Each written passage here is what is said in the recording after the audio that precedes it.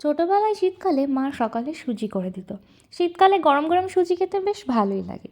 চলুন আজ দেখিনি কীভাবে সহজ উপায়ে ঝটপট সুজি বানানো যায়। প্রথমে নিয়ে নিন 1 বাটি সুজি, 1 বাটি চিনি ও ঘি, এরপর কাজু কিশমিশ এলাচ তো আছেই। এরপর কড়াইটা গরম হতে বসিয়ে দিয়ে কড়াই গরম হয়ে আসলেই তাতে দিয়ে দিন পরিমাণ মতন ঘি।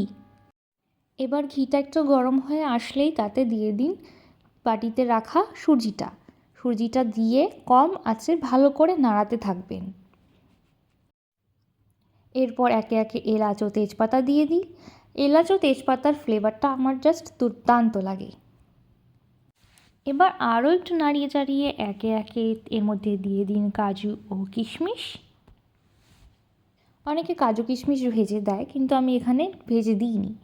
এরপর আরও একটু ভালোভাবে নাড়িয়ে এর মধ্যে দিয়ে দিন পরিমাণ মতন চিনি। যেহেতু আমি চিনি কম খাই তাই আমি এখানে কমই ব্যবহার করেছি, আপনারা আপনাদের টেস্ট মতন দিয়ে দেবেন। এরপর আরও ভালোভাবে নাড়াতে থাকুন। এরপর দিয়ে দিন তার মধ্যে দুধ দিয়ে সাথে সাথেই সুজিটাকে ভালোভাবে ঘুরতে হবে, নইলে কিন্তু সুজিটা দলা পাকিয়ে যাবে।